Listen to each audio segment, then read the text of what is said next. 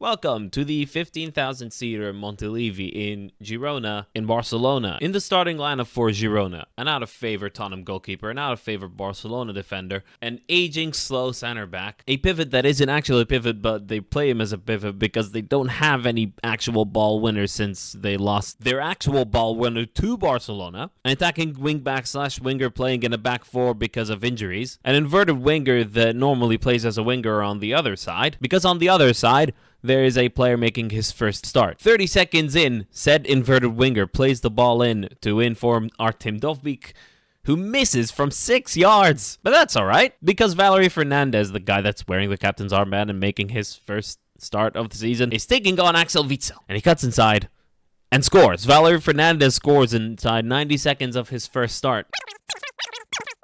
And Girona win it in the 91st minute, with midfielders Ivan Martin's toe poke into the top corner. Welcome to Girona. That game that happened earlier this week encapsulated everything about what Girona's season has been about. A team that has no right to be on top of the La Liga table. Currently, they're second on goal difference to Real Madrid, freely scoring while also being very vulnerable defensively, but carrying out very unique tactics that are able to disrupt all sorts of setups and all sorts of defensive planning. They had 17 shots this game. They conceded 18. Alvaro Morata scored a hat-trick, had a tremendous game, but also missed a sitter or two. Around this time of month, I come here on the channel and hand out some awards for fun, just to review the month prior. So December in this case. The December team of the month is Girona. So that's what we're going to talk about, but I'm going to use an example of a game that happened earlier this week, so in January. And I also wanted to talk about the lessons that we can take from the case of Girona and other teams that have been overperforming this season so far. Long may continue. So let's talk tactics. How do they do it? Now, this is the rough shape that both teams started with this game. Rodrigo Riquelme started as kind of a winger/wingback. He eventually, 20 minutes in, swapped with Llorente after they conceded the first goal, which came from Riquelme being upfield and Valery Fernandez basically popping into the spaces that Riquelme had left. Took on Axel Witsel, who couldn't deal with him, and just curled it. So in possession, they'll always play it out from the back. And what you'll find is that Daley Blind will always go to left back. You will always find a Girona player hugging the touchline, giving width. And on the left-hand side, that's one of three players. The left center back, the left back, or the left winger. Daley Blind has been ever present for them. He's been able to do it. He's obviously played a left center back in a back two and a back three and as a left back in his long outstanding career. So Girona found a perfect use for him here. He takes it. Where's the left back? He's actually playing as sort of a number 8. His center back partner shifts and the pivot will drop in. In this case, it's mostly going to be Aleix Garcia. And as the play progresses, we're just going to move the Girona, however you pronounce it, upfield to explain this a little bit more. 1 second.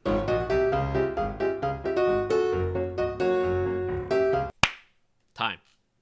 I watched it on ESPN+. A lot of co-commentary these days is actually pretty poor, but in that game, I thought it was very informative, and the co-commentator would pick out specific moments as they happen and explain why that's significant. So early on in the game, Gutierrez moves in field, and Griezmann has to now go back. We'll swap Llorente and Riquelme, who shifted in field pretty early on. So Gutierrez is there. Pablo Torre is also supporting build-up. Valery Fernandez will drop in.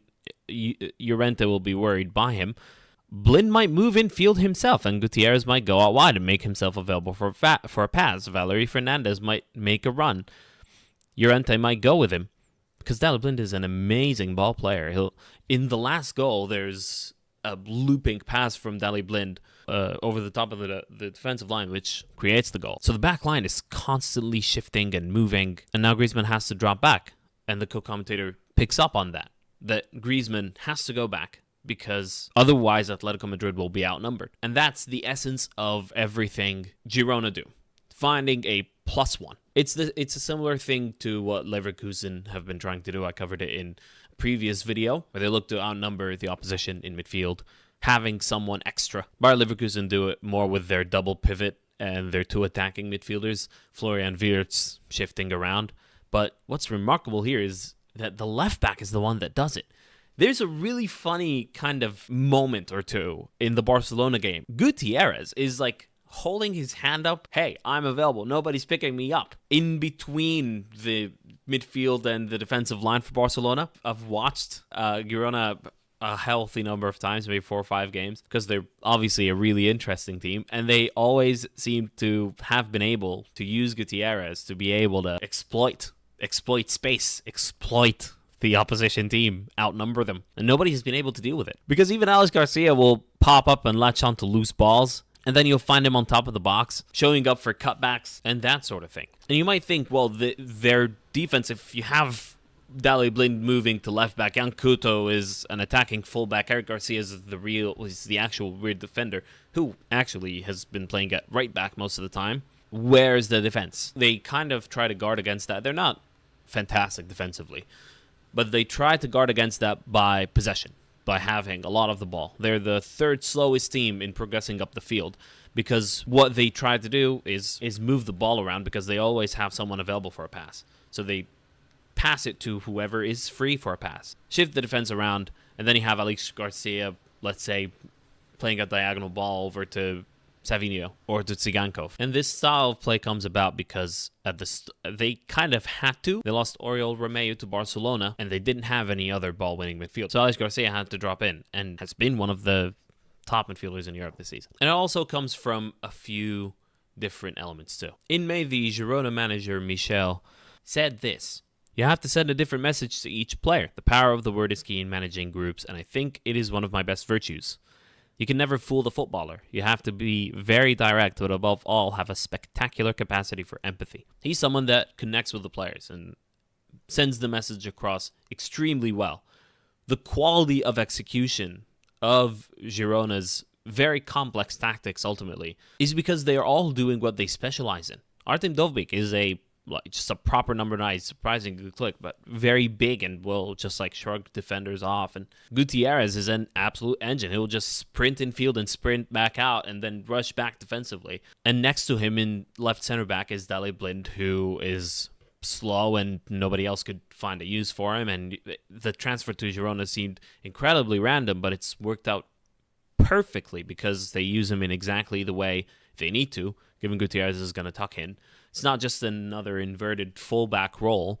It's an inverted fullback that plays as a number 8 and is an extra goal threat. And Daley Blind has an immense amount of experience and knows when he has to go to left back and when he has to shift to center back. These sorts of decisions are Girona's players to take in game. They have the freedom to decide what they need to do in that moment based on their strengths and based on their trust of each other, because they have a manager that has cultivated a culture of trust and understanding. Savinho cannot pass, but what he's used for is for taking defenders on. He's used for his speed. He's used to get through balls. He has a nice first touch. So he's just being used as just a proper winger. He'll take it to the ball line and cross. He'll cut inside and go for goal. Michel expressed how much support he has from the Girona board and how little mistakes are punished because it's a building process. They're a tiny club. Players are used to their very unique individual qualities. And it's something that has separated the successful teams from the unsuccessful teams this season, in my opinion. So the two examples that I could think of are Man United and Birmingham. United have a manager that has demonstrably failed to connect with the players and has fallen out with once the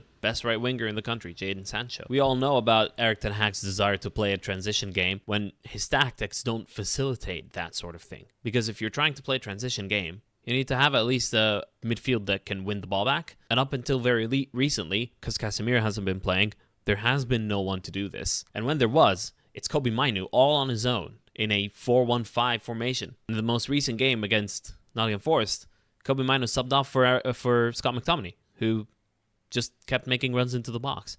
Then United lose the ball and concede a goal from that specific spot where there is no number 6. Birmingham under Wayne Rooney. You know how the board inexplicably sacked John Eustace, who wasn't playing a particularly desirable style of football as the board wanted. And you know the story about the no-fear football thing. And then they bring in a manager who hasn't had exactly a successful career in showing any particular playing style. As someone who's watched DC United play, the most boring game I have ever been to, and I worked with Philadelphia Union for 2 seasons, was the DC United game in Philadelphia. Actually, we ran into Wayne Rooney at the end of the game that day. That was a whole other story. But Rooney has used a really young squad to completely shift the style of play. And what it led to is this. The rush to succeed now is unhealthy. Does that mean I think Erik ten Hag is going to succeed? No. Because he's come in as a dictator when he isn't one. It's a manufactured dictatorship kind of thing. Speaking of Man United, let's hand out those other rewards. Man United are the disappointment of the month, of course. Oh, an awful December. If you want to call it the manager of the month curse, I did tell you back in November to don't buy into the Man United form. I think nobody did, but pretty obvious at this point that they're not on the right trajectory. And since we are basically a Premier League focused podcast, we hand out a Premier League specific award.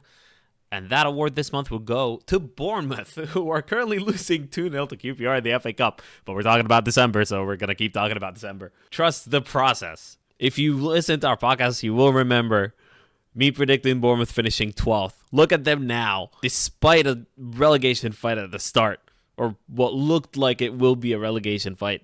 Because it's a process. They're learning new things. It's okay. And then the Premier League player of the month is obviously Mo Salah. This guy is the most underrated footballer of all time. Look at this stat. And then look at this FIFA World 11 nominees list. And trying to stop Drogba getting himself into further trouble. Mohamed Salah is one of the greatest footballers of all time. In any era, any league, any nationality, anywhere, anytime. He's one of the best to ever do it. He's as complete a winger as we have ever seen. He is the player that will be terribly, terribly missed in AFCON. I'm obviously Egyptian and want Egypt to win it. But the non-Premier League player of the month will go to Alex Garcia of Girona. He's played every minute of every league game so far. And obviously, in a fantastic month for Girona, he's been central to everything they do. So yeah, that will wrap this up. If it seemed rambly, I'm sorry. Here's still a little bit of empathy in football. John Eustace should have never been sacked.